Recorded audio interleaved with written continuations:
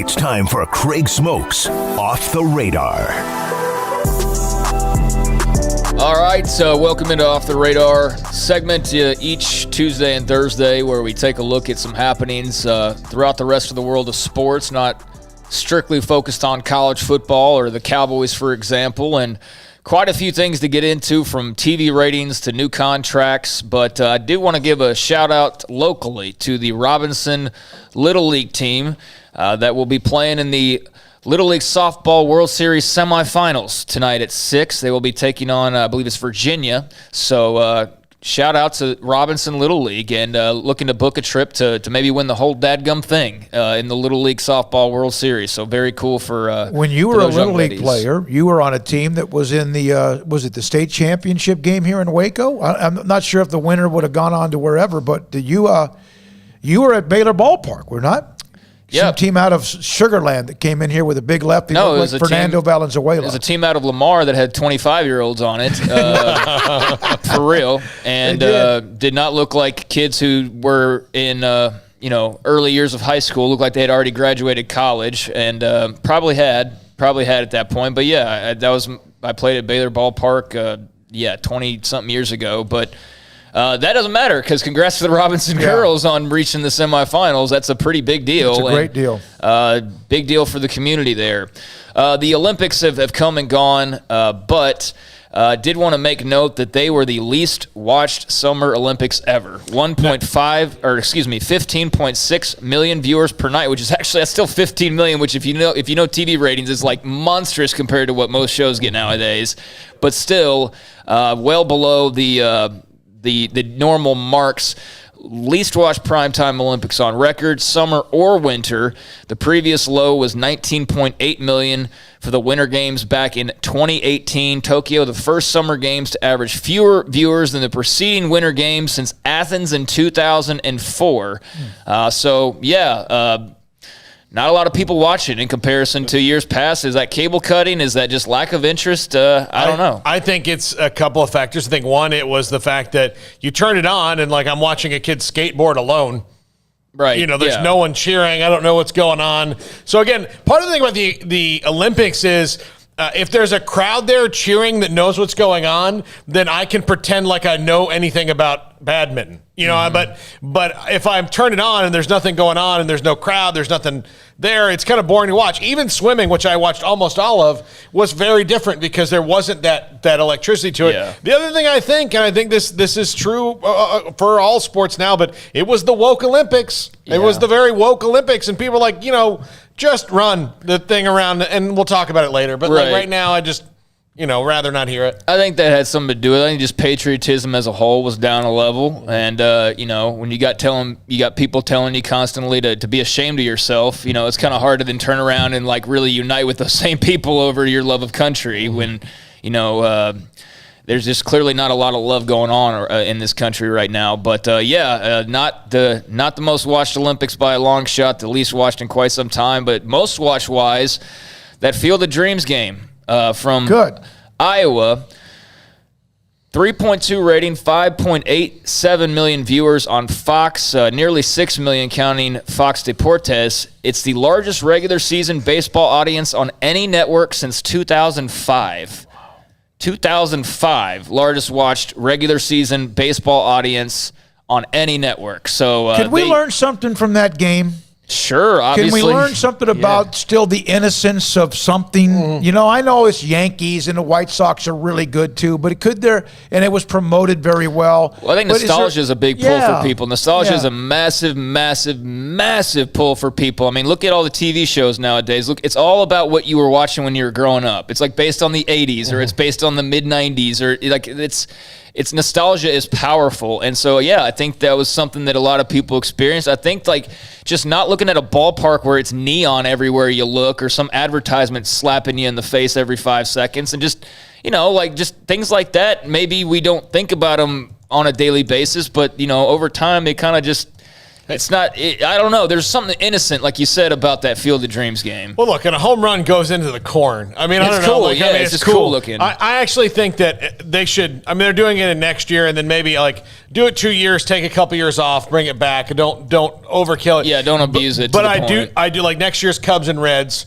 and I think that the teams, and this is no offense to the Rangers or the Rays or the Mets or anybody who's been expanded, but I think since Field of Dreams was about players who played in the very first part of Major League Baseball, I think it should be those teams that are on the Yankees and the White Sox and the Red Sox and the Cubs, the Reds, the Cardinals, the Pirates, the Tigers. Like those are the teams that should play in this thing. Also, by the way, there's a series now. Field of Dreams is so nostalgic.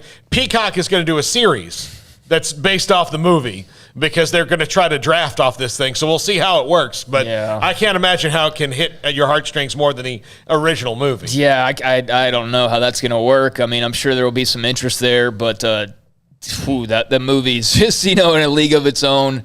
No pun intended. But, yeah, that was a success for Major League Baseball. So we'll see it again next year. As you mentioned, already announced that matchup. And, yeah, just don't overdo it, though. Don't have, 5 different games there every year and just get to the point where it's not special anymore.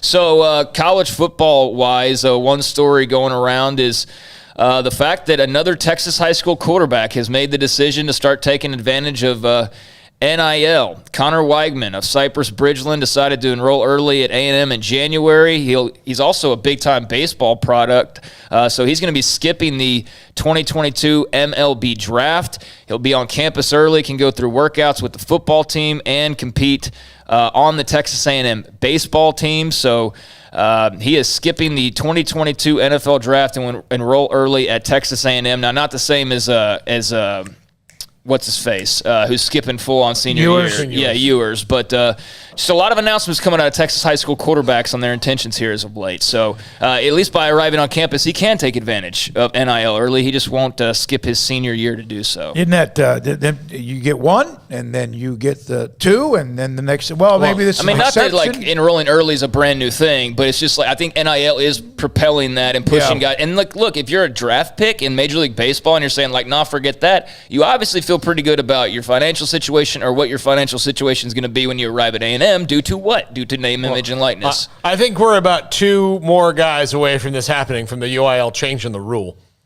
Yeah. I mean, it just, and that would be the only ones, it's not going to be that many people that will try to take advantage of this, but coaches will be like, look, I don't want this to happen to me. When I get a stud guy who could make some NIL money. You know how we think that the NCAA is stuck in neutral, or if not even neutral, that'd be a progress. The UIL used to be like the IRS or the NCAA, but they have really opened their eyes in many different ways, in a lot of ways of what they do, what are things they do. And this will be interesting to see how they react to possibilities down the road. Okay. Yeah, so I got to run through these here. Jamal Adams, now the NFL's highest paid safety. Seahawks giving him a $70 million deal with $38 million guaranteed. He'll still be rumored to go to the Cowboys at some point, I'm sure, because that's what we do with NFL safeties and the Cowboys. NBA's announced their opening night next year will feature the Bucks and Nets, along with the Lakers and the Warriors. Speaking of the NBA, Joel Embiid, 4 years, $196 million contract extension to stay in Philadelphia through 26-27. And Texas wide receiver Keithron Lee, who just signed back earlier this year, already entering the transfer portal. He had been suspended from team activities earlier this summer, got involved in some domestic incident with a family member apparently, so Sarkisian had suspended him, but now he's full on in the transfer portal and probably never suiting up in the burnt orange. And this is the final thing here as I rattle through these, but Naomi Osaka was in the news again today. I'm not sure if you guys saw this, I but did. A big to-do.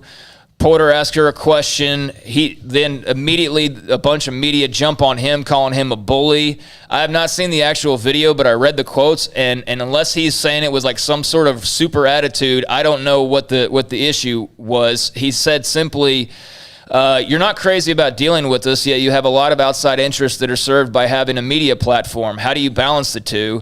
She responded, that's interesting, and wanted a clarification about the not dealing with you, not crazy about dealing with you guys part. He said, I would say the occasion, like when to, or she said, I would say the occasion, like when to do the press conference is what I feel is the most difficult. She then paused And shortly afterwards, she starts crying, and it turns into a whole nother deal. And a bunch of reporters jumped on this guy, said that he was like bullying her or whatever. I mean, at this point, I don't know what to make of her breakdowns and I know mental health and all of that, but it's just like, it's kind of bizarre. Am I the only one that thinks this is just turning really bizarre, or is this just normal behavior and I'm the weird one? Yeah, and here's some of the things that were also, the moderator even asked her, do you want to move on to the next question? No, I'm actually very interested in that point of view, so if you could repeat that, that would be awesome. And then he repeated the question. Right. Then she broke down, and then the moderator said something, and the reporter said, I'm sorry. She goes, no, you're good. You're good. And I'm, again, paraphrasing part of this. But to sit there and say that the guy was bullying her, and I have not heard the audio either, I've only seen the quotes, is just insane. Yeah. My God, it's like, can we get a little bit thicker skin at times? I'm not saying Naomi Osaka, she's the only one that knows really what she's going through. But this thing about you cannot question anybody, you cannot ask tough questions, you cannot put a player on the spot. Why do they have to talk to the media? Yeah, let's just end all press conferences. And guess who that hurts? It does hurt us who report, but it also hurts you, the fans, because you don't then get the access to hear from the players or coaches that you love. Yeah, I mean, ratings would go down, no doubt. And so, I mean, she's obviously dealing with a lot, but, I thought based on what I had read, and again, I didn't hear the questions, but, just certain portions of the media, they just feel like they have to white knight and defend every single thing. That must be an exhausting lifestyle to lead, to care so much about every single thing that happens to every single person in this world. I mean, I'm open-minded enough to not like judge Naomi Osaka too harshly because I don't know what she's going through. But, I don't respond to somebody going through hard times by turning around and then bullying the person who was just asking a question. But that's what these hypocrites do constantly, and they don't even realize how hypocritical they are. So, yeah, she broke down in tears again, and, I don't know. I just find it all very strange, and hopefully she just irons out whatever the heck is going on upstairs. That guy asked a question that I would have asked. Yeah, of course. Maybe not in the same way, but I absolutely would have asked him. But I mean, it's a legit question. If the media and your participation in it is what opens the door for people knowing you and wanting to, it's not just like, it's not just merit on the court because again, or on the field, because there's plenty of people who are plenty good that don't have a lot of endorsements. Right. They don't because, they're not a good pitch person for whatever it is. But Naomi Osaka has a lot of appeal across a lot of different things. So I was asking, it was a legitimate point. Like, how do you balance those two with you don't like this or and legitimately instead of because the last time she did a press conference, she says, I don't like this and left, was getting maybe more clarity on what about this process would you change? Because as a person who's been a lot of press conferences, there's some things I would maybe change about them or teach people how to do it right. I think part of the problem is a lot of people don't know how to do it right. Yeah, and her agent, he's the one that really poured gas because he was the one that talked about the reporter and called him a bully and all of that. That happened about 5 hours ago. An hour ago, she was announcing her new line of Levi's jeans. So, it's just kind of odd. Yeah, her agent is the one. You know what? Get her ready and prepared for the press conferences better and stop just worrying about counting the money. All right, when we come back, David Hellman, Dallas Cowboys.